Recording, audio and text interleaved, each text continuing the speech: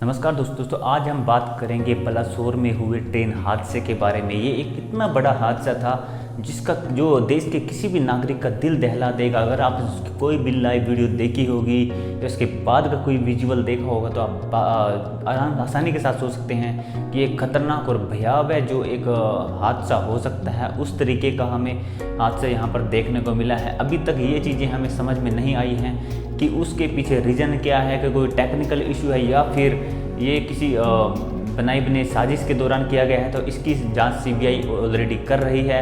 वो सब चीज़ें भी बहुत जल्दी ही सामने आ जाएंगी। लेकिन जिस तरीके से इन सब चीज़ों को लेकर भी पॉलिटिक्स की जा रही है वो भी हमारे सामने आ रही है। यानी कि भारत की जो पॉलिटिक्स है वो बहुत ही निचले स्तर पर जा चुकी है, जबकि इतनी बड़ी जो ट्रेजेडी हुई है उसको लेकर भी लोग अलग अलग और गलत तरीके के बयान दे रहे हैं। आज इस वीडियो में हम उसी बारे में बात करते हैं।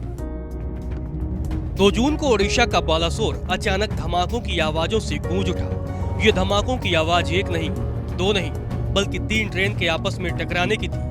हादसा इतना भयानक था कि अब तक इसमें 238 लोगों की जानें जा चुकी हैं और 900 से ज्यादा लोग घायल बताए जा रहे हैं। Shalimar Chennai Coromandel express, Bengaluru Howrah superfast express और एक मालगाड़ी के बीच हुई। दोस्तों, बलासोर में हुए इस हादसे में अगर हम गवर्नमेंट के आंकड़ों की बात करें तो लगभग 288 से लेकर 300 जो हैं लोग वहां पर मर चुके हैं और 1000 से 1500 लोग घायल हो चुके हैं। जबकि ये एक सही डाटा तो बिल्कुल भी नहीं लगता है कि अगर मरने वालों की संख्या देखी जाए तो वो इससे कहीं ज़्यादा होगी, क्योंकि वहाँ पर जो हादसा हुआ वहाँ पर 2 जनरल डिब्बे भी थे, कोचेस थे। उनमें कितने लोग थे ये जो है गवर्नमेंट के पास डाटा नहीं होता। जनरल डिब्बों में लोग बिना टिकट के भी यात्रा करते हैं और जो टिकट लेके भी यात्रा करते हैं उनका भी डाटा गवर्नमेंट के पास नहीं होता। तो इन सब चीज़ों को अगर देखा जाए तो ये एक बहुत बड़ा हादसा था और कितने लोग वहाँ पर मर चुके हैं ऑलरेडी, उनका भी अभी तक कोई सही जो डाटा है वो पता नहीं चल पाया है। लेकिन इन सब चीज़ों को लेकर ही पॉलिटिशियन जो है वो अलग अलग बयान दे रहे हैं। जैसे कि आप सुन सकते हैं कि ममता बनर्जी ने वहाँ पर जाकर क्या कहा था। जानकारी में ये भी है 3 डिब्बा में अभी तक हम पहुंच नहीं सका, निकाल चुके हैं। वो जो है आप कर लीजिए। देखिए तो जो बात बाकी है वो हम लोग मिलके कर लेंगे, इसमें तो कोई बात नहीं है। तो हम लोग भी दुखी है, we are shocked for this incident. Railway को अभी स्पेशली ट्रीट करना है। तो दोस्तों, इस तरीके के भाषण देने या इस तरीके की बात करनी अगर हम कुछ दिनों बाद करें तो अलग बात है। जब सिचुएशन नॉर्मल हो जाएगी सब लोगों को थोड़ी सांत्वना मिल जाएगी। लेकिन अभी ये नई बात है, फ्रेश है, तो उस टाइम पे ऐसी बात करनी ये बिल्कुल गलत है। हमें सबको मिलकर ही कुछ ऐसा करना चाहिए जिनका फैमिलीज़ को इन सब से प्रॉब्लम्स हुई है उनका साथ किस तरह दी जा सके, किस तरीके से हम किसी की हेल्प कर सकते हैं, इन सब चीज़ों को ध्यान रखना पड़ता है। जैसा कि हमें पता है कि रेल हादसा 3 ट्रेनों के बीच में हुआ था। जैसे ही वहाँ पर एक पहले से ही रेल जो एक मालगाड़ी थी, गुड्स ट्रेन थी, वो पहले से ही वहाँ पर खड़ी थी और उससे पीछे से जो है वो टक्कर मारती है कोरोमंडल एक्सप्रेस और जो यशवंतपुर हावड़ा एक्सप्रेस जो साइड से जा रही थी उसके भी कुछ डिब्बे उस ट्रेन के भी जो पिछले हिस्से के कुछ डिब्बे हैं वो भी क्षतिग्रस्त हो जाते हैं, क्योंकि कोरोमंडल के जो कुछ डिब्बे थे कोचेस थे वो भी उसको हिट करते हैं। तो इस तरीके से ये 3 ट्रेनों के बीच जो है वो ट्रेजेडी होती है।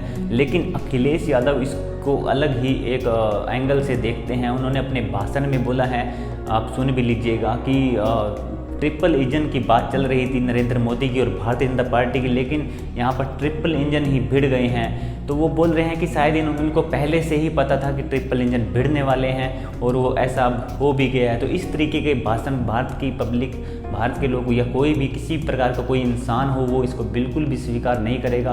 पहले चलिए हम सुन लेते हैं कि अखिलेश यादव ने आखिर क्या कहा था। सरकार तो कह रही हमारे पास कई इंजन हैं, कई इंजन।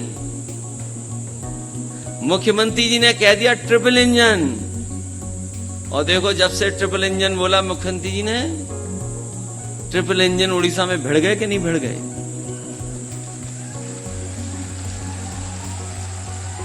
इन्होंने कहा ट्रिपल इंजन की सरकार। हमें लगता है इन्हें पहले ही पता था ट्रिपल इंजन भिड़ जाएंगे वहां पर। अभी भी संख्या नहीं सही बता पा रहे हैं और कहते थे ट्रेन में कवच है, कवच।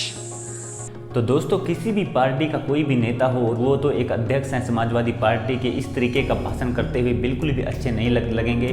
तो इस तरीके से उनका कैरियर भी इस दाव पर लग सकता है, क्योंकि अगर कोई अच्छा नेता होता है तो वो इन सब चीज़ों को समझता है और अपने कैरियर को लंबा बनाने के लिए अपनी हर एक बोल और हर एक भाषण की बात को ध्यान से बोलता है। लेकिन अखिलेश यादव तो इन सब चीज़ों को बिल्कुल भी ध्यान नहीं रख देते हैं, चाहे हम बाकी सब हो, जो ममता बनर्जी हो या बाकी सब इतने सारी अपोजिशन के नेता है जो इस चीज़ को लेकर अलग अलग तरीके के बयान दे रहे हैं। इवन वो ये भी बोल रहे हैं कि रेल मंत्री जो हैं उनको भी अपना इस्तीफा दे देना चाहिए। जबकि अगर हम प्रैक्टिकल देखें तो जो रेल मंत्री हैं वो 2-3 दिन तक लगभग बालासोर में ही रुके हैं और उन्होंने वहीं रुककर सारा काम भी करवाया। और जब तक दूसरी नई ट्रेन वहाँ पर पटरी बनकर तैयार नहीं हो गई और ट्रेन रवाना नहीं हुई तब तक वो वहाँ से बिल्कुल भी नहीं आया। यानी कि उन्होंने बहुत ही कम से कम समय में, यानी 51 घंटे में ही जो है अपने ट्रैक को तैयार कर दिया था।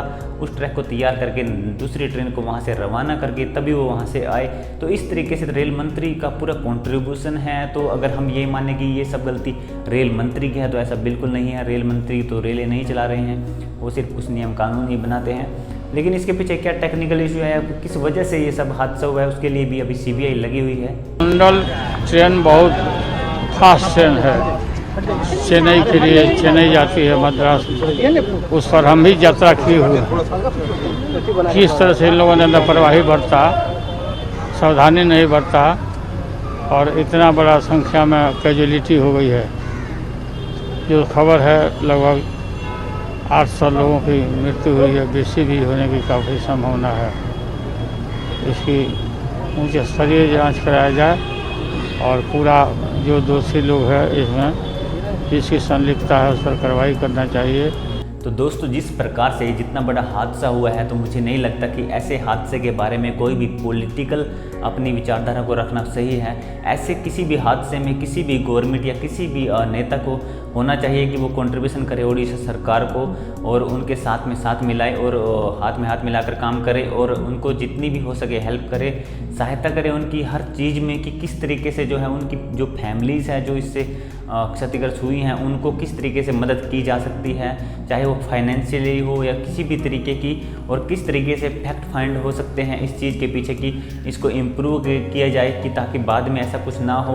और अगर हम बात करते हैं कि ये हादसा कैसे हुआ तो उसकी CBI ऑलरेडी जांच कर रही है। एक भयंकर हादसा हुआ, असह्य वेदना में अनुभव कर रहा हूं और अनेक राज्यों के नागरिक इस यात्रा में कुछ न कुछ उन्होंने गंवाया है। जिन लोगों ने अपना जीवन खोया है, ये बहुत बड़ा दर्दनाक और वेदना से भी परे मन को विचलित करने वाला। आपने भी बहुत सारी वीडियो ऑलरेडी देख चुके होंगे कि जिस तरीके से जो कोरोमंडल एक्सप्रेस आ रही थी उसको ग्रीन सिग्नल मिला हुआ था, इसलिए वो पूरी फुल स्पीड में 125-126 से जा रही थी। तो उसको बिल्कुल भी कोई इसी तरह की प्रॉब्लम नहीं थी चलने में कि उसको सीधा ही निकलना था, उसको कहीं पे वहाँ रुकना नहीं था। तो इस तरीके से देखा जाए तो उसको ग्रीन सिग्नल था, लेकिन जो वहाँ पर पटरी थी उसको लूप लाइन पर ले जाने के लिए कन्वर्ट किया हुआ था, जबकि उधर ग्रीन सिग्नल था लेकिन उस पटरी को चेंज किया हुआ था। इस वजह से ही ये जो है इतना बड़ा हादसा हुआ है। इसीलिए CBI को रखा गया है ताकि वो पता चला सके कि जब एक बार सिग्नल को ग्रीन कर दिया गया है और पटरी को क्लियर कर दिया गया है कि सीधी मेन लाइन से जो है वो कोरोमंडल एक्सप्रेस सीधी निकल जाती, तो उन सब चीज़ों को होते हुए भी उसको बाद में कैसे चेंज किया गया, किसने चेंज किया, इन सब चीज़ों को फैक्ट्स को फाइंड करने के लिए CBI को यहाँ पर रखा गया है। और जैसे ही कोई CBI की रिपोर्ट आती है तो उसके बाद ही पता चल पाएगा कि आखिर ऐसा किसने किया, क्या इसके ऊपर कोई साजिश थी। लेकिन इतना बड़ा हादसा देखने के बाद ऐसा नहीं लगता है कि कोई इंसान इतनी हिम्मत कर सकता है कि इस तरीके से ट्रैक को चेंज कर दे और इतना बड़ा हादसा करने का जुर्म कोई करे। लेकिन फिर भी अगर ऐसा कुछ होता है तो वो हमें बहुत जल्द पता चल जाएगा और जिसने भी ऐसा कुछ किया होगा उसके खिलाफ सख्त से सख्त कार्यवाही भी की जाएगी। दोस्तों ट्रेनों के हादसे इससे पहले भी बड़े बड़े हादसे हुए हैं, लेकिन आज तक किसी प्रधानमंत्री को हमने इस जगह पर जाते हुए नहीं देखा। बलासोर जैसी एक छोटी सी जगह पर, एक छोटे से प्लेटफॉर्म पर भी नरेंद्र मोदी खुद जाकर आए, वहाँ का दायरा लिया, वहाँ के बारे में पता किया, सब कुछ जांच की कि किस तरीके से एक्सीडेंट हुआ, क्या हुआ, किस वजह से हुआ, और हर प्रकार की जो मदद है उसके लिए वहाँ पर बोल कर आए। तो ये भी हमारे देश के लिए एक अच्छी बात है कि प्राइम मिनिस्टर भी इन बातों में भी इन्वॉल्व हो रहे हैं कि लोगों को अगर प्रॉब्लम हो रही है तो उनको किस तरीके से रेस्क्यू किया जा सके।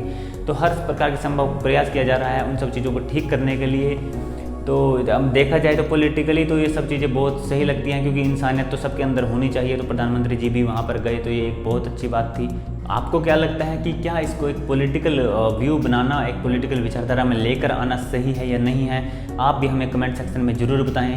क्या बीजेपी गवर्नमेंट या फिर जो इस टाइम सरकार है, प्रेजेंट सरकार है, वो क्या सही काम कर रही है वहाँ पर जो भी हादसा हुआ है, या फिर उनकी काम करने में किसी प्रकार की कोई प्रॉब्लम है? इन सब चीज़ों को लेकर आपके क्या विचार हैं, आप हमें ज़रूर बताइएगा और हमारे चैनल पर जुड़े रहिएगा। Thank you so much for watching this video.